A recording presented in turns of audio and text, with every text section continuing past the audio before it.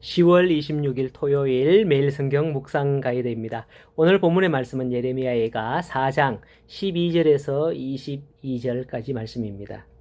북이스라엘은 남유다보다도 약 120년에서 130년 훨씬 전에 아수르 군대에 의해서 멸망당했습니다. 그런데 그때 아수르 군대는 남유다도 침공했었거든요. 하지만 아수르 군대는 남유다를 포위하고서도 함락하지 못했죠. 성경에 보면 히스기야 때 사내립 군대를 이끌고 침공했으나 그 밤에 18만 5천 명이 하나님이 보내신 천사에 의해서 죽고 돌아가다가 사내립도 신하들의 손에 죽임을 당하였다라고 나오고 있고요. 그 외에도 많은 하나님의 구원으로 말미암아 남유다는 그때 아수르에 의해서는 멸망하지 않았습니다. 자, 이렇게 하나님께서 남유다와 예루살렘 성전에 계심으로 남유다는 결코 무너질 것을 상상도 못했을 거예요. 왜? 그때 아수르 군대에서 지켜준 것처럼 이 바벨론 군대에서도 우리를 지켜줄 거다라는 그런 생각을 가졌던 거예요.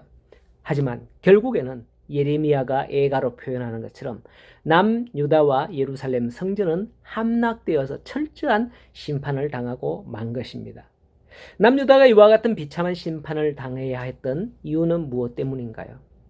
그것은 11절의 표현대로 하나님이 작정하시고 그 틀을 살으신 거예요.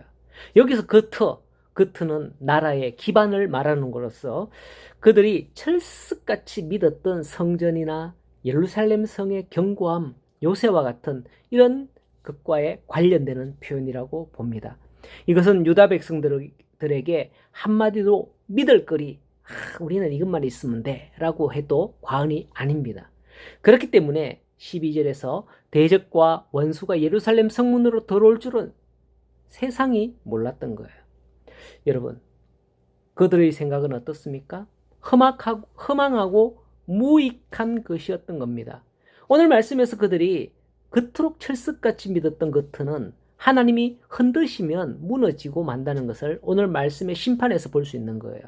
예레미야 45장에 보면 예레미야 선지자는 이미 선포하기를 하나님은 심기도 하지만은 심으신 것을 뽑으시기도 하는 하나님이다 라고 말씀했지 않습니까? 그렇다면 내가 믿고 있는 터는 무엇일까요? 우리는 이러한 본문의 말씀을 통해서 하나님 외에 다른 것을 내가 맹신하고 있는 그것으로 인해서 하나님이 지키실 것이라 착각하고 있는지, 이게 하나님이다, 이게 나의 하나님이다, 이게 내가 믿는 거다 착각하고 있는 건 아닌지 생각해 봐야 합니다. 우리가 믿고 의지하는 것은 오직 예수 그리스도가 되어야 하는 것이죠.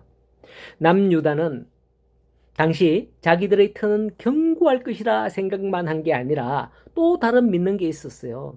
17절에 보시면 우리가 헛되이 도움을 바람으로 우리의 눈이 상하며 우리를 구원하지 못할 나라를 바라보았도다 라고 예레미야 선지자는 말씀을 하고 있습니다.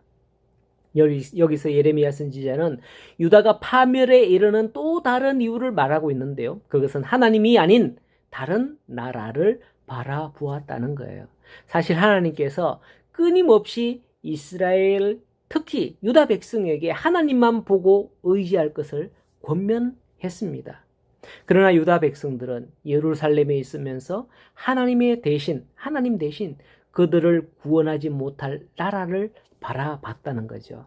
이쪽 나라를 보면 될까? 저쪽 나라를 보면 될까 싶어서 이 나라 애굽, 저 나라 바벨론, 여기저기에 기웃거렸지만 유다의 마지막 내왕, 마지막의 시드기야잖아요.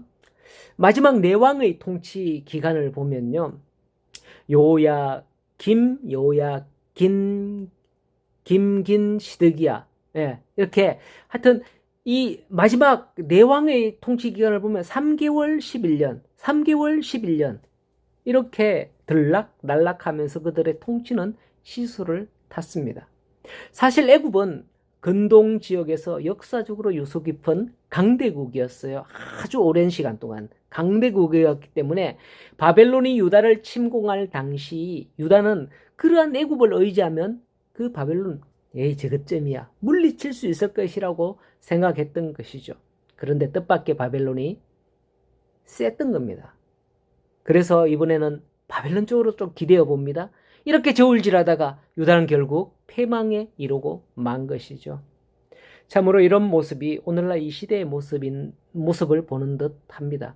강대국들의 틈바구니에서 정권에 따라 바뀌어지는 외교 관계를 보면서 우리나라가 만일 하나님을 의지하지 않고 계속 이렇게 간다면 우리나라도 어쩌면 이스라엘과 같이 이 성경 말씀과 같은 이 상황에 빠지지 않을까 염려스럽네요.